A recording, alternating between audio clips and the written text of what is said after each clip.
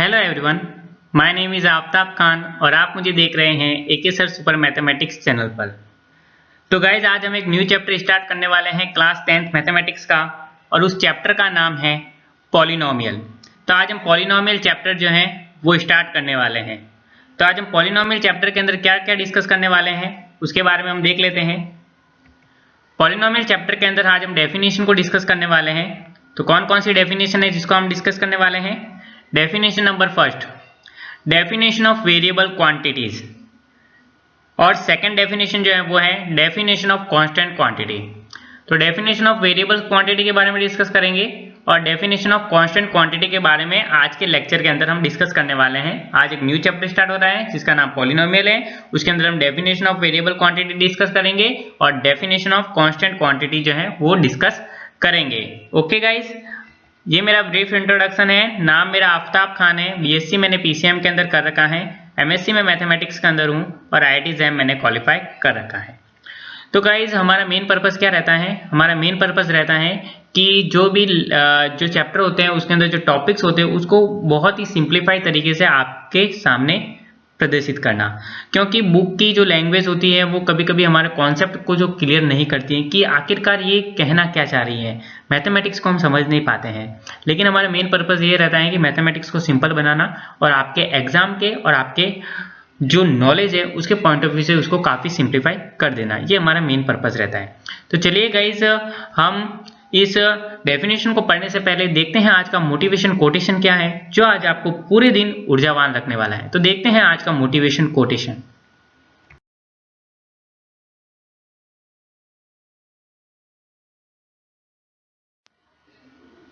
तो ये है गाइस आज का मोटिवेशन कोटेशन। जो कि मोटिवेशन कोटेशन है वो है सर आइजैक न्यूटन का third law. Newton third law है जो कि आज आपके लिए मोटिवेशन का काम करेगा। न्यूटन थर्ड लॉ हमसे क्या कहता है, every action has an equal and opposite reaction, यानी प्रत्येक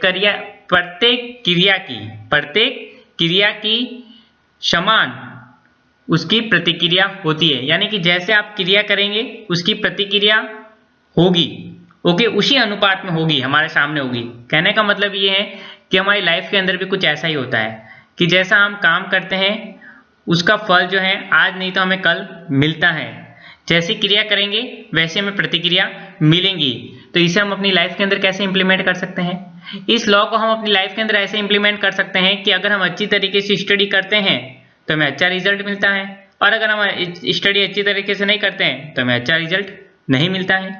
अगर हम मेहनत करते हैं तो हमें सक्सेस मिलती है, और अगर हम मेहनत नहीं करते हैं तो हमें सक्सेस नहीं मिलती है। तो यही कार्य है कि अगर हम अच्छा काम करते हैं तो हमें अच्छा फल मिलेगा, और अगर हम अच्छा काम नहीं करेंगे तो हमें अच्छा फल नहीं मिलेगा। तो every action has an equal and opposite reaction, यानी कि सारे के सारे जो हमारे साथ जो होता है हमारे साथ अच्छा या बुरा, वो हमारे कर्मों का ही फल होता है। एक्चुअल में जो आज हम कर रहे हैं वो ही जो है हमें रिजल्ट जो है फ्यूचर के अंदर देखने को मिलता है। इसलिए गाइज आज का जो प्रेजेंट टाइम है उसको हम अच्छा बनाएं ताकि हम फ्यूचर में जो है अच्छा भविष्य अपना देख सके। तो इस लॉ को अपनी लाइफ के अंदर इस प्रकार से हम इंप्लीमेंट कर सकते हैं और जीवन को अपना बेटर कर सकते हैं। तो यही है गाइज आज का मोटिवेशन कोटेशन। अब देखते हैं आज का चैप्टर के अंदर हमारे लिए।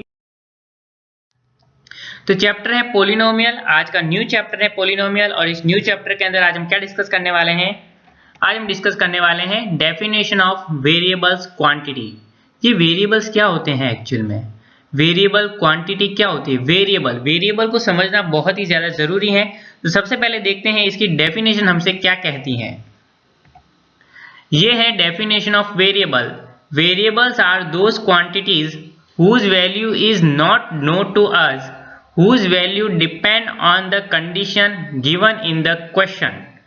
ये है guys definition of variables quantity. अब ये क्या कहती है हमसे, आइए इसको समझने का प्रयास करते हैं। पहली लाइन हमसे ये कह रही है variables are those quantities whose value is not known to us, यानी कि वेरिएबल एक ऐसी क्वांटिटी होती है जिसकी वैल्यू को हम नहीं जानते हैं, नॉन नोन टू अस, जिसकी वैल्यू को हम नहीं जानते हैं। देखिए यहाँ पे क्या बोल रहा है, variables are those quantities. Variable एक ऐसी मात्राएं होती हैं, ऐसी राशियां होती है, दोज क्वांटिटी यानी ऐसी राशियां होती हैं whose value is not known to us, जिसकी वैल्यू को हम नहीं जानते हैं। और यहाँ पर लिखा हुआ है सेकेंड लाइन के अंदर whose value depend on the condition given in the question, यानी कि उसकी वैल्यू को हम नहीं जानते हैं लेकिन उसकी वैल्यू जो है डिपेंड करती है किस पर, कंडीशन पर, कंडीशन पर डिपेंड करती है जो कि क्वेश्चन के अंदर गिवन होती है। यानी कि वेरिएबल्स की वैल्यू को हम नहीं जानते हैं लेकिन वेरिएबल्स की वैल्यू को हम फाइंड आउट कर सकते हैं। कैसे फाइंड आउट कर सकते हैं, यहाँ पर सेकेंड लाइन के अंदर इसका आंसर दिया गया है कि whose value depend on the condition given in the question, यानी क्वेश्चन के अंदर गिवन शर्तों के मुताबिक जो है वो वेरिएबल्स की वैल्यू जो है वो निर्भर करती है। ठीक है, तो ये तो होती है इसकी डेफिनेशन। अब डेफिनेशन को समझा जाता है एग्जाम्पल के थ्रू, तो हम एग्जाम्पल के थ्रू जो है इसको समझने का प्रयास करेंगे। ठीक है, तो यहाँ पर हम देख लेते हैं ये क्या लाइन लिखी हुई है, आइए इसको भी समझने का प्रयास करते हैं। The variables are usually show with small letters of the English alphabet like x, y and z. यहाँ पर ये बताया जा रहा है कि जो वेरिएबल्स होते हैं उसको यूजुअली यानी सामान्य तौर पर प्रदर्शित किया जाता है इंग्लिश के स्मॉल अल्फाबेट से, यानी कि जो इंग्लिश जो हमारे पास अल्फाबेट होते हैं ए बी सी डी, उसके जो स्मॉल लेटर्स होते हैं उनसे जो है वेरिएबल्स को रिप्रेजेंट किया जाएगा इस पूरे चैप्टर के अंदर। तो यहाँ पर जो है इसका इंट्रोडक्शन हो रहा है पॉलिनोमियल का एक्चुअल में। ठीक है, तो उसमें सबसे पहला जो इंट्रोडक्शन के अंदर हम सबसे पहली बात करते हैं वो वेरिएबल्स के बारे में बात करते हैं कि एक्चुअल में वेरिएबल्स होते क्या हैं। तो यहाँ पर गाइज आपको समझने का जरूरत है कि वेरिएबल्स एक्चुअल में होते क्या हैं। एक बार मैं वापस से डेफिनेशन को रिवाइज कर रहा हूँ और उसके बाद एग्जाम्पल के थ्रू हम इसको समझने का प्रयास करेंगे कि वेरिएबल क्या होते हैं। यहाँ पर डेफिनेशन हमसे ये कह रही है, variable are those quantities whose value is not known to us, यानी कि जिसकी वैल्यू को हम नहीं जानते हैं, जिसकी वैल्यू को हम नहीं जानते हैं। तो आइए एक एग्जाम्पल के थ्रू समझते हैं। For example number 1, example number 1 हमसे क्या कहता है, x + 3 = 7। ठीक है, तो ये हमारे पास एक linear equation of one variable है। ठीक है, वन वेरिएबल कौन सा वेरिएबल है, यहाँ पर x है। अब देखिए गाइस इस x, ये जो x है ना, इसको हम क्या कह रहे हैं, वेरिएबल कह रहे हैं। यहाँ पर क्या कह रहे हैं, variable are those quantities, first line पर फोकस कीजिए आप, variables are those quantities whose value is not known to us, यानी कि वेरिएबल एक ऐसी क्वांटिटीज होती हैं जिसकी वैल्यू को हम नहीं जानते हैं। तो यहाँ पर x की वैल्यू को हम थोड़ी जानते हैं कि x क्या होगा, हम थोड़ी पता है, हमें थोड़ी पता है। लेकिन यहाँ पर देखिए वेयर x इज वेरिएबल, तो x हमारे पास क्या है, वेरिएबल है, क्योंकि फर्स्ट लाइन यहाँ पर फॉलो कर रही है कंडीशन को। Variable are those quantities whose value is not known to us, जिसकी वैल्यू को हम नहीं जानते हैं। तो x की वैल्यू को हम नहीं जानते हैं तो x हमारे पास वेरिएबल हो गया। लेकिन अगर हमें x की वैल्यू को अगर फाइंड आउट करना है तो हम कैसे फाइंड आउट करेंगे, तो यहाँ पर क्या लिखा हुआ है, whose value depend on the condition given in the question, यानी कि इस x की वैल्यू जो है क्वेश्चन जो होती है, क्वेश्चन की किस तरीके से स्ट्रक्चर है उस पर जो है डिपेंड करेंगी, उसकी कंडीशन के ऊपर डिपेंड करेंगी। यानी कि क्वेश्चन हमारे पास इस तरीके से है, linear equation of two variable इस तरीके से है। अब x की वैल्यू क्या होगी बताइए आप, यहाँ पर x की वैल्यू क्या होगी कि किस वैल्यू के अंदर अगर हम 3 को ऐड करेंगे तो हमारे पास 7 आ जाएगा।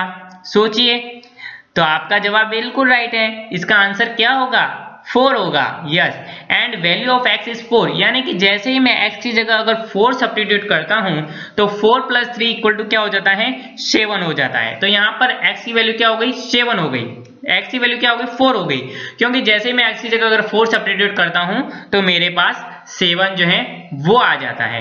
तो गाइज आई होप गाइज आपको वेरिएबल के बारे में पता लग रहा होगा, थोड़ा थोड़ा आइडिया क्लियर हो रहा होगा माइंड के अंदर कि variable are those quantities whose value is not known to us, जिसकी वैल्यू हम नहीं जानते हैं लेकिन हम वैल्यू को ज्ञात कर सकते हैं। कैसे ज्ञात कर सकते हैं, यहाँ पर सेकंड लिखा हुआ है whose value depend on the condition given in the question, उसकी वैल्यू जो है वो क्वेश्चन में गिवन कंडीशन पर निर्भर करेंगी। यानी कि इसकी कंडीशन इस तरीके से है, x + 3 = 7, ये कंडीशन है, तो इसकी कंडीशन के अकॉर्डिंग x की वैल्यू क्या होगी, इसकी कंडीशन को हमें देखना है कि ये क्वेश्चन किस तरीके से फॉर्म हुआ है। तो यहाँ पर कंडीशन के अकॉर्डिंग हम देखेंगे किसी वैल्यू के अंदर, यानी x यानी किसी वैल्यू के अंदर अगर 3 को ऐड करेंगे तो 7 होगा। तो ऐसी कौन सी वैल्यू होगी x जिसके अंदर अगर हम 3 को ऐड करेंगे तो 7 आ जाएगा, ऑफ कोर्स 4 होगा। तो 4 के अंदर अगर हम 3 को ऐड करेंगे तो हमारे पास 7 आ जाएगा। आइए एक दूसरे एग्जांपल के थ्रू हम समझने का प्रयास करते हैं।